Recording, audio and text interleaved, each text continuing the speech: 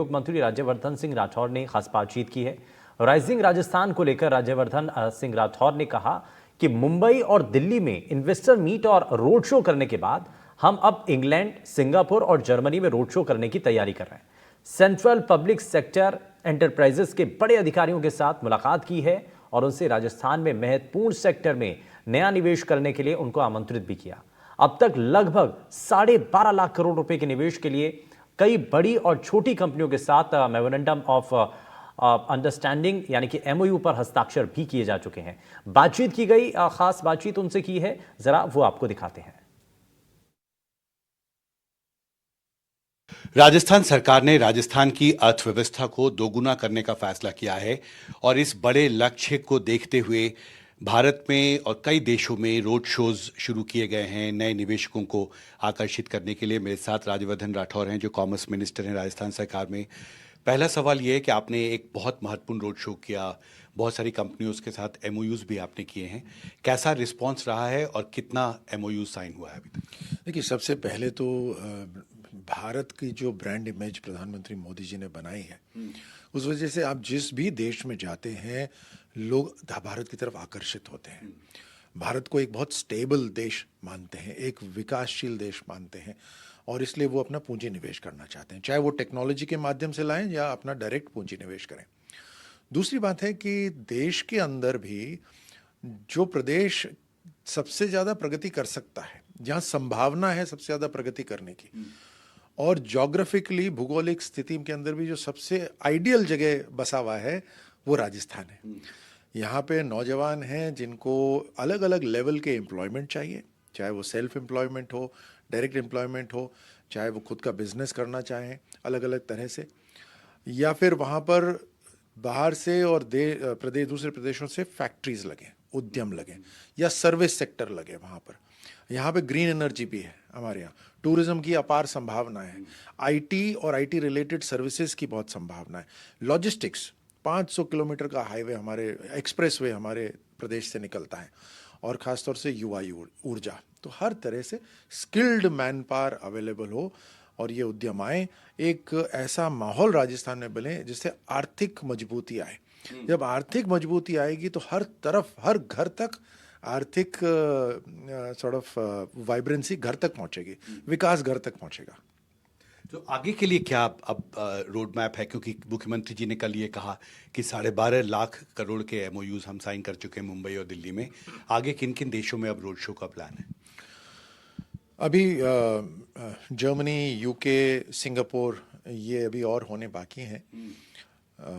हम बड़ी कंपनीज की भी तलाश कर रहे हैं और छोटे उद्यमों को भी हम आगे बढ़ाने का हमारा पूरी योजना है। देखिए, जितने भी एमएसएमई होते हैं, जो छोटे उद्यमी होते हैं, वहाँ से सबसे ज़्यादा एम्प्लॉयमेंट जनरेशन होता है और ज़्यादा जो इकोनॉमी को मजबूती देते हैं वो सारे छोटे उद्यमी ही हैं जो मजबूती देते हैं।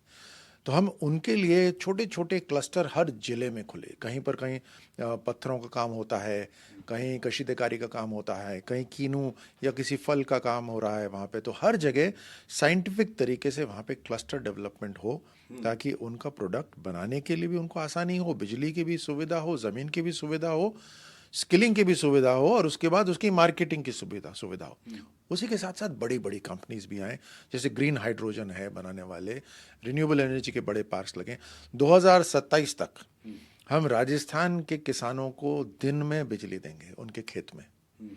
अभी रात में बिजली आती है, पिछली सरकारों में रात में आती है, दिन में बिजली आएगी और राजस्थान के अंदर बिजली की कोई कमी नहीं रहेगी। उससे बिजली की दरें भी कम आ जाएंगी और ग्रीन बिजली और होगी जो रिन्यूएबल से हो रही होगी, तो दरें भी कम आ जाएंगी। देश विदेश की कंपनियां आजकल अपना कार्बन फुटप्रिंट कम करना चाहती हैं, उनको पेनल्टी लगती है।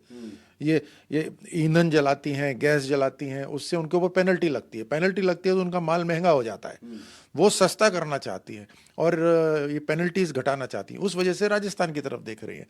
तो हर तरह से बहुत सही समय है कि राजस्थान को हम पिच करें दूसरे देशों के सामने, और हमारा मुकाबला दूसरे प्रदेशों के साथ नहीं है, हमारा मुकाबला दूसरे देशों के साथ है जो एशिया के देश हैं, कि जो पूंजी निवेश करना चाहे वो हमारे देश के अंदर राजस्थान में करे ताकि हमारे नौजवानों को आगे बढ़ने का अवसर मिले। कोई लक्ष्य है कि आप कितना निवेश आकर्षित करना चाहते हैं, और क्या कोई कैलकुलेशन है कि एक टाइम फ्रेम के तहत आप इतना रोजगार पैदा करना चाहते हैं राजस्थान में? देखिए, इसमें तो हम चाहेंगे जितना हम आगे बढ़ पाएं उतना बढ़ें। ये दौड़ तो राजस्थान की जिम्मेदारी जैसे ही मिली जनता से, ये दौड़ हमने लगानी शुरू कर दी। देखिए, राजस्थान के अंदर राजस्थान ने हमें बहुत कुछ दिया है, और अब जो जनता ने जो जिम्मेदारी दी है, अब देने का वक्त है। अब ऐसी प्लानिंग और ऐसा एग्जीक्यूशन हो कि राजस्थान के अंदर हर गांव तक विकास पहुंचे, और उसी के लिए रोजगार भी पहुंचे, एक एम्प्लॉयमेंट जनरेशन हो, इकोनॉमिक डेवलपमेंट हो, उसी के लिए सारी कार्रवाई हो रही है। एक आखिरी सवाल सर, रियल एस्टेट सेक्टर को लेके है। आपने जो, माफ कीजिए मैं ऐड कर देता हूँ, आपने जो टारगेट का बोला, 12.5 लाख करोड़ तो इन्वेस्टमेंट MOU साइन हो गए, और क्योंकि ये पहले साल में हम काम कर रहे हैं, हम इसको धरातल पे भी उतारेंगे, ये हमारा संकल्प है। और आने वाले साल के अंदर भी 2025 में भी हम लगातार इन्वेस्टमेंट्स को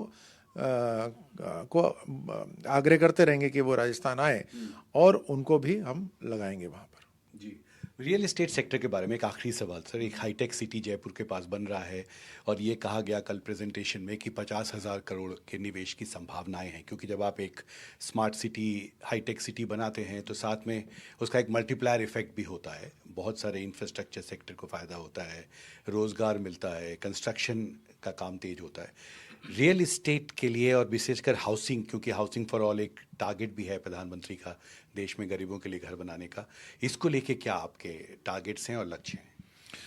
प्रधानमंत्री मोदी जी ने जो इंफ्रास्ट्रक्चर के ऊपर देश का जो पैसा निवेश करा है, लगाया है, राजस्थान के अंदर आप देखिए, मुंबई दिल्ली मुंबई एक्सप्रेसवे जा रहा है, दिल्ली मुंबई फ्रेट कॉरिडोर निकल रहा है, अमृतसर जामनगर एक्सप्रेसवे निकल रहा है, इतने रास्ते बड़े बड़े एक्सप्रेसवे जा रहे हैं, उसके दोनों तरफ अपार संभावना है।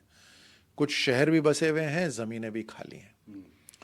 जो शहर बसे हुए हैं वहाँ पर उसका डेवलपमेंट, अर्बन डेवलपमेंट सही हो, सिविक सुविधाएं वहाँ पर लोगों को मिले, स्कूल हुआ, अस्पताल हुआ, वगैरह वगैरह।